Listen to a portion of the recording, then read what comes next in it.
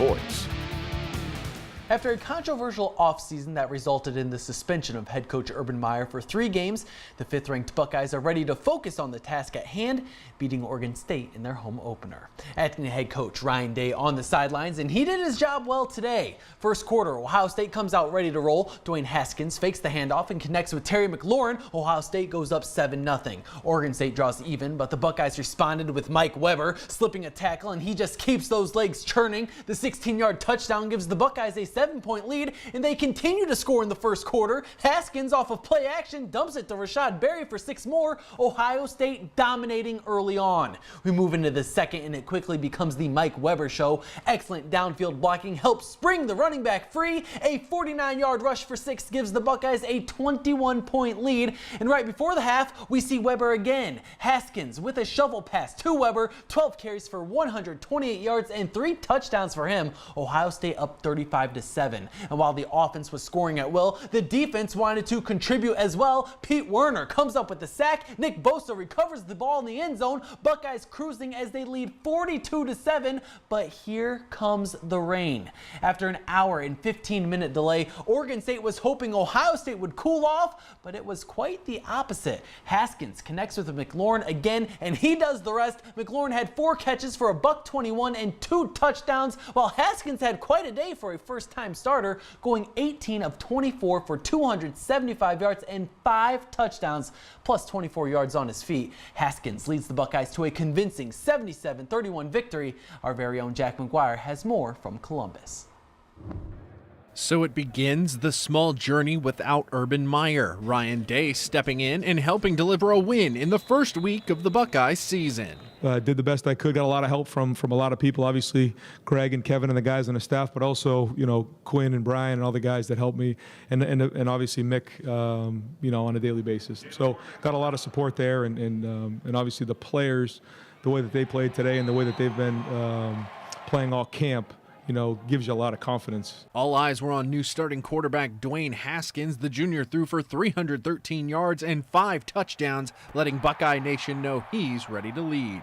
I thought Dwayne started well, played well, had the one play there that obviously he'd like to have back, but overall it was a good start for him. He's obviously a gifted passer, and he does that really, really well.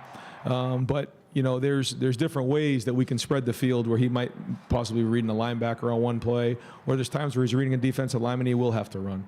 A bright spot back for OSU is running back Mike Weber. Many thought he might leave due to the overwhelming production of J.K. Dobbins. Weber decided otherwise, returning for his senior campaign. Today he showed why, posting 186 yards and 3 touchdowns on the ground. Really proud of the way that Mike has practiced. We've been talking about that for a while now. He's had a really good preseason. He's practiced hard. He's been taking care of the football.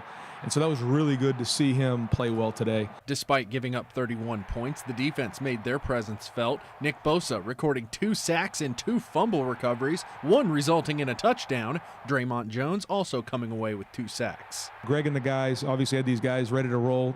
Obviously the sacks early on and creating a lot of disruption. The turnover is a huge play. Anytime you can create a turnover, that flips it, where you go from possibly getting the ball back to 7 points for us.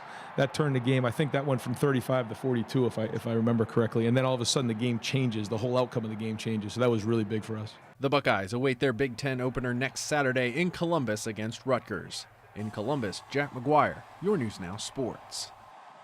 Go back! Thanks, Jack. Ohio Northern begins their season against Adrian. Third quarter, Anthony McFadden draws it back, scrambles out of the pocket, continues to roll out, and completes the pass to a sliding Caleb Salfeld. The 34-yard catch leads to this. The freshman, Brock Martin, taking it in for his 2nd touchdown of the day. Ohio Northern wins 34-17. Bluffton also starts with home field advantage. The Beavers hosting Wooster. First quarter, Bluffton gets defensive. Wooster airing it out, but Donovan Clark has other plans. The senior gets the pick, but the drive ends with a Beaver turnover. They recover on the next drive, though. Perry grad Plummy Gardner fakes the handoff, good enough to juke the cameraman. It's Adam Duncan on the receiving end as no one is stopping that man, throwing some stiff arms on the way. Bluffton trails 14-7. The defense keeps coming. Preseason All-American Isaac Zickafoos blowing up the backfield to record the sack, but Bluffton was unable to come back. Beavers fall 44-34. As we step off the gridiron, when we continue our second block with the the other form of football. Highlights from a good old-fashioned rivalry game between Lima Senior and LCC right after this quick timeout. Welcome back. Lima Senior and LCC met on the pitch this afternoon for bragging rights of city's best soccer team.